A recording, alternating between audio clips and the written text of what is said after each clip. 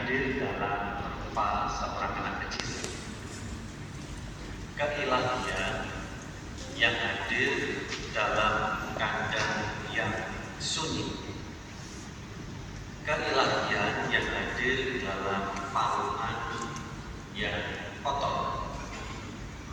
Keilahian yang dibungkus kain lapin, kain yang sebetulnya hanya untuk membungkus hal-hal yang tidak berguna. Ini sangat terbalik dengan kesadaran orang zaman sekarang. Orang zaman sekarang itu ingin membuktikan keilahian itu justru melihat sesuatu yang luar biasa. Melihat alam, melihat galaksi. Kemudian mereka mencari terus.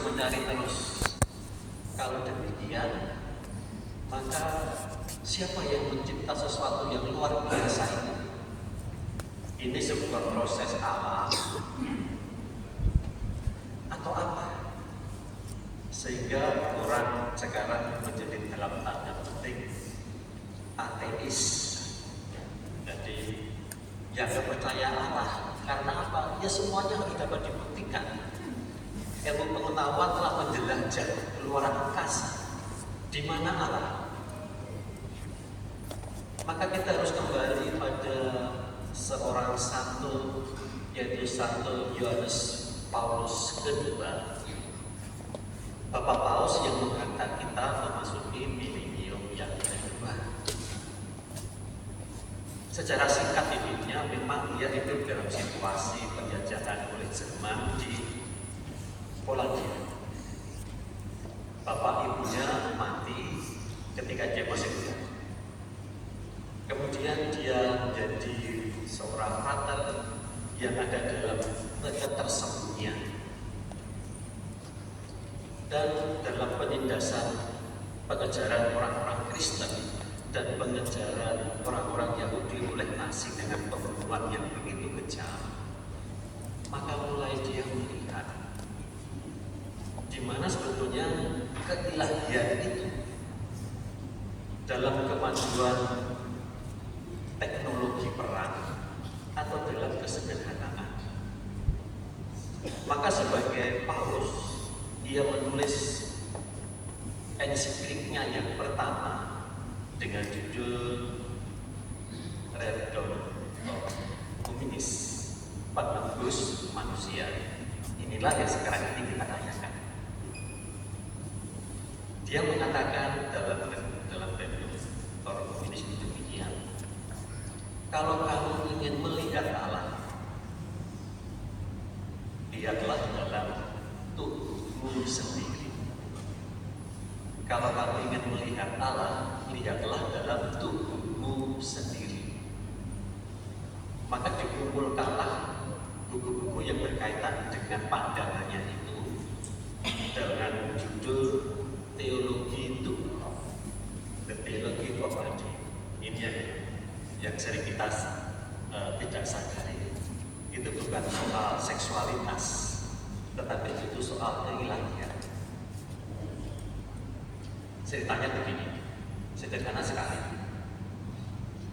Anda sekarang ini menyadari dalam tubuh Anda itu hanya badan ini saja, hanya pikiran ini saja, hanya perasaan ini saja, ataukah ada sesuatu yang lain di tubuh Anda?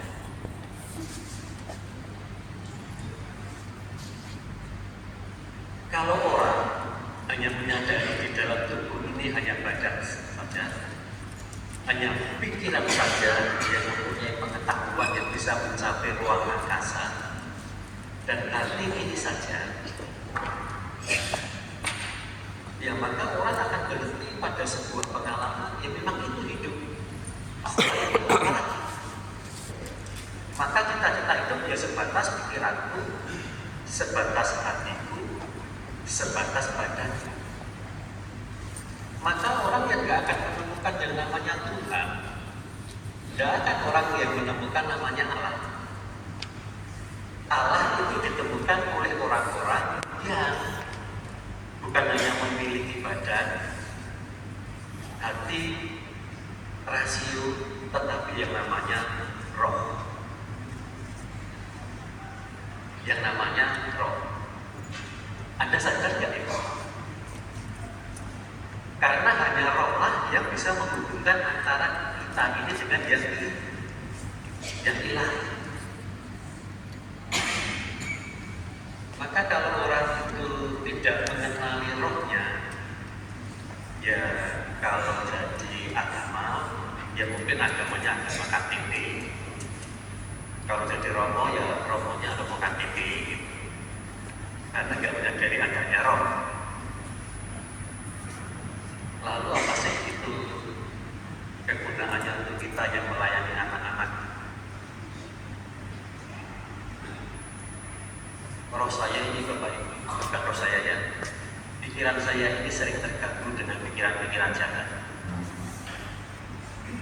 Hati saya ini sering tersesat dengan perasaan-perasaan yang tidak benar.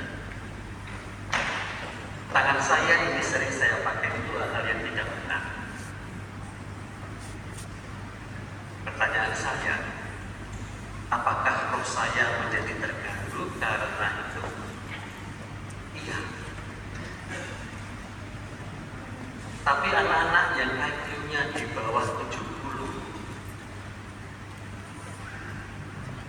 rohnya yang gak terganggu Bapak Ibu.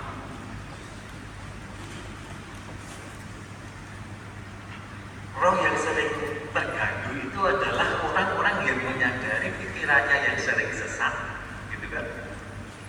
Hatinya yang sering kacau, badannya yang sering tidak digunakan dengan baik.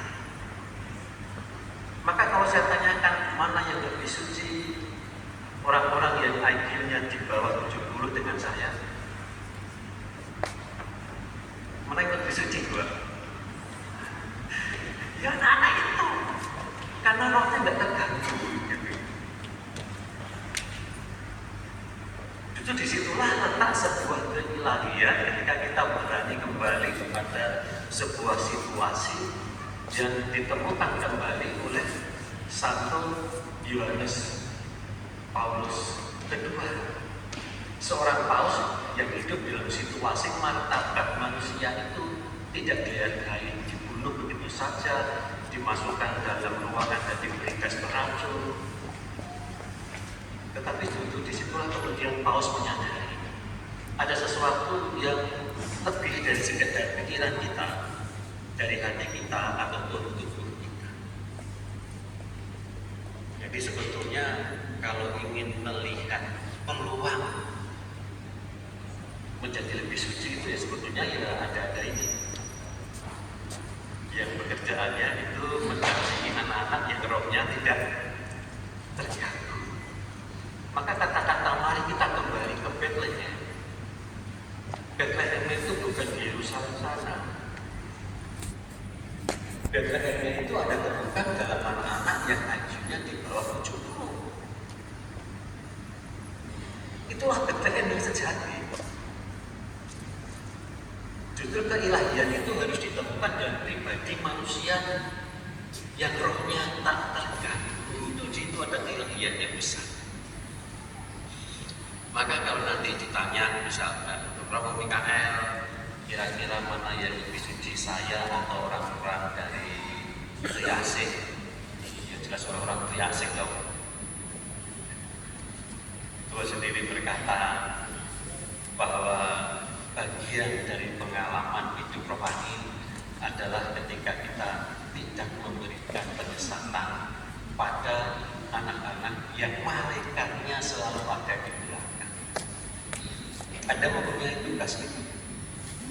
Tidak gampang mendampingi anak-anak dengan kekurangan rasio hati ataupun juga fisiknya.